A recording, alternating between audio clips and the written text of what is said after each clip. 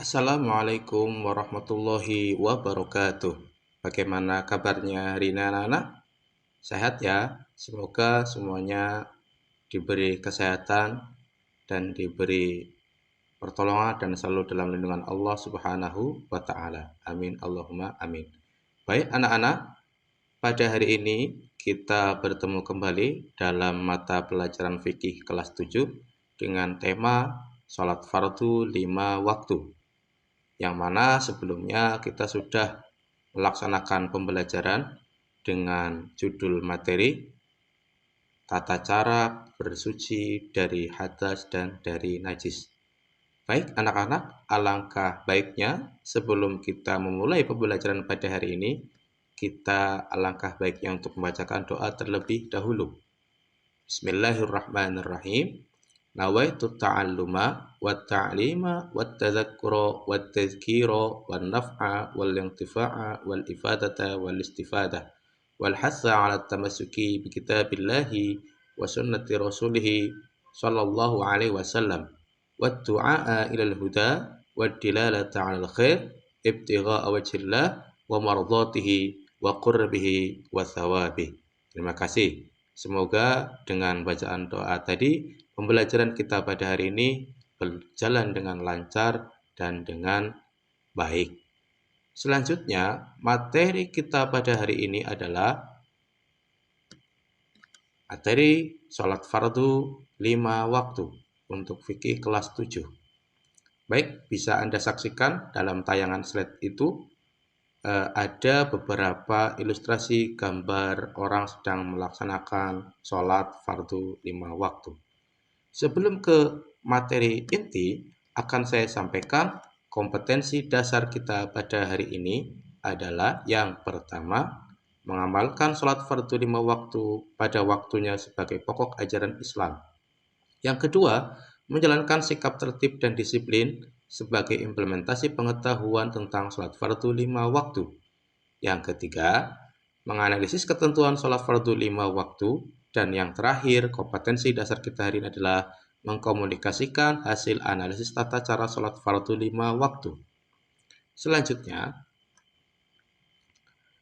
indikator capaian kompetensi kita pada hari ini, yang pertama adalah menafsirkan pengertian sholat fardu 5 waktu, membuktikan keutamaan sholat fardu 5 waktu melalui bukti-bukti yang ada dalam Al-Quran dan Al-Hadis, dan merangkaikan ketentuan syarat wajib dan sahnya sholat fardu 5 waktu, serta yang terakhir indikator kita adalah menunjukkan perkara-perkara yang membatalkan sholat. Selanjutnya, tujuan pembelajaran kita pada hari ini yang pertama, setelah memperhatikan media pembelajaran pada tayangan slide ini, anak-anak dapat menafsirkan pengertian sholat fardu dengan benar. Serta setelah menyimak materi pembelajaran, anak-anak dapat membuktikan dasar hukum sholat fardu berdasarkan ayat Al-Quran dan hadis dengan baik. Selanjutnya, setelah mengamati media pembelajaran, siswa dapat merangkaikan ketentuan syarat wajib sholat fardu dengan teratur. Selanjutnya, setelah memperhatikan media pembelajaran, anak-anak dapat merangkaikan syarat sah sholat fardu dengan baik. Dan yang terakhir tujuan kita hari ini adalah setelah memperhatikan materi pembelajaran, anak-anak dapat menunjukkan perkara-perkara yang membatalkan sholat dengan teratur. Kita lanjutkan. Langkah-langkah pembelajaran kita pada hari ini yang pertama adalah setelah mengamati materi tentang ketentuan sholat fardu pada media pembelajaran, kemudian membuat kelompok diskusi, kemudian berdiskusi tentang ketentuan sholat fardu, dan mengambil kesimpulan dengan mempresentasikan tentang sholat fardu oleh masing-masing kelompok. Dan yang terakhir, tujuan kita hari ini adalah melakukan evaluasi materi tentang ketentuan sholat fardu 5 waktu. Ini adalah materi-materi yang akan kita bahas pada hari ini. Ketentuan sholat fardu. Yang pertama, pengertian sholat fardu, dasar hukum sholat fardu, syarat wajib sholat, syarat sah sholat, dan hal-hal yang membatalkan sholat. Bisa kita saksikan gambar-gambar di bawah ini adalah gambar animasi orang sedang melaksanakan sholat fardu. Yang pertama, pengertian sholat fardu. Secara bahasa, sholat fardu adalah berdoa atau meminta kebaikan. Pengertian ini selaras dengan kandungan ayat wa sholli alaihim inna sholataka sakanul lahum wallahu sami'un alim, yang artinya, dan berdoalah untuk mereka, sesungguhnya doamu sholataka itu menumbuhkan ketentraman jiwa bagi mereka. Surat At-Taubah ayat 103. Dan pengertian sholat fardu menurut istilah, sholat merupakan semua perkataan dan perbuatan tertentu yang dimulai dari takbir dan diakhiri dengan salam. Sholat yang diwajibkan sebanyak 5 waktu sehari semalam, yang biasa kita kenal dengan nama sholat subuh, zuhur, asar, maghrib, dan isya. Materi yang kedua, dasar hukum sholat fardu. Dasar hukum sholat fardu merupakan rukun Islam yang kedua. Sholat fardu merupakan rukun Islam yang kedua setelah membaca 2 kalimat syahadah. Bahkan, sholat menjadi penanda untuk membedakan antara orang kafir dan muslim. Oleh karena pentingnya kedudukan sholat bagi setiap muslim, banyak ayat-ayat Al-Quran yang menegaskan perintah untuk melaksanakannya. Allah Subhanahu wa Ta'ala berfirman, Bismillahirrahmanirrahim. Wa ma umiru illa liya'budullaha mukhlishina lahuddin hunafa'a wa yuqimus sholata wa yu'tuz zakah wa dzalika dinul qayyimah. Yang artinya, padahal mereka hanya diperintahkan menyembah Allah dengan ikhlas, mentaatinya semata-mata karena menjalankan agama, dan juga agar melaksanakan sholat dan menunaikan zakat, dan yang demikian itulah agama yang lurus atau benar. Quran Surat Al-Bayyinah ayat 5. Selanjutnya, dasar hukum tentang sholat fardu yang diambil dari hadis Nabi, Rasulullah SAW juga bersabda, Bunyal Islamu ala khamsin, syahadatu an la ilaha illallah, wa anna Muhammadar Rasulullah, wa iqamus shalah, wa ita'uz zakah, wa shaumu ramadhana wal hajj.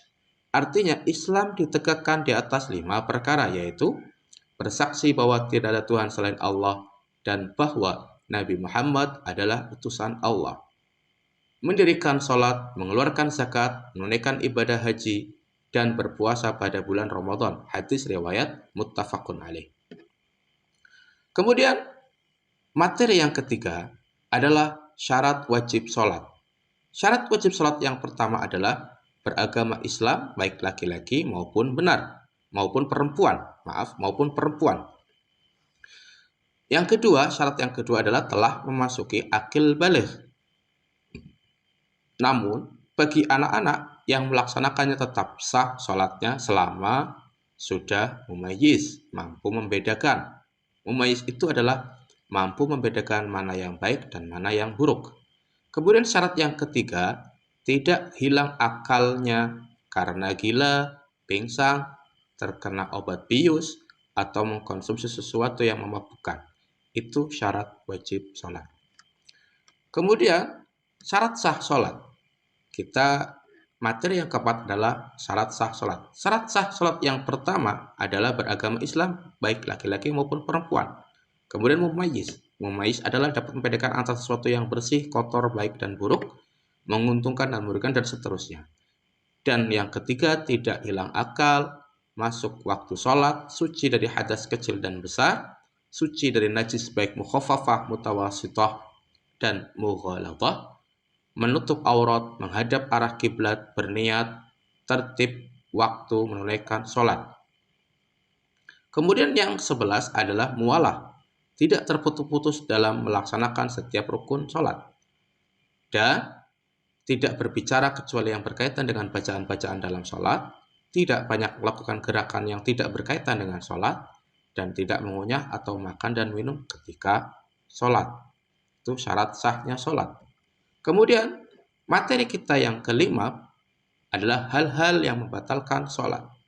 Yang pertama, datangnya hadas kecil maupun besar di tengah-tengah sholat, menempelnya najis yang tidak dapat dimaafkan pada badan, pakaian, dan tempat sholat, kecuali langsung disingkirkan. Yang ketiga, mengeluarkan ucapan lebih dari 2 huruf dengan sengaja untuk berbicara atau 1 huruf namun sudah bisa dipahami. Contoh, jangan berdiri, duduk, dan seterusnya ketika sholat itu tidak diperbolehkan.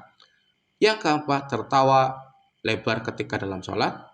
Yang kelima, makan dan minum meskipun hanya sedikit.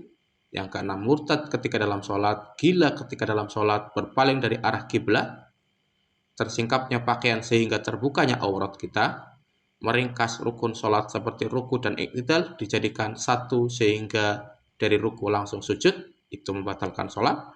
Ragu terhadap niat yang telah dilakukan, misalnya zuhur atau asar. Kemudian, mengubah niat dari sholat fardu menjadi sholat lainnya. Misalnya, sholat zuhur niatnya diganti dengan sholat gerhana matahari. Itu jelas-jelas membatalkan sholat. Hal-hal yang membatalkan sholat yang selanjutnya, nomor 13, niat keluar dari sholat sebelum sempurna semua rukun-rukunnya. Bimbang atau ragu dalam sholatnya, apakah akan meneruskan atau membatalkan. Kemudian, menggantungkan pembatalan sholat pada suatu perkara. Contoh, dalam sholat mengatakan, jika haid datang ketika sholat, saya akan membatalkannya. Itu jelas sudah membatalkan sholat. Kemudian, sengaja meninggalkan salah satu rukun sholat.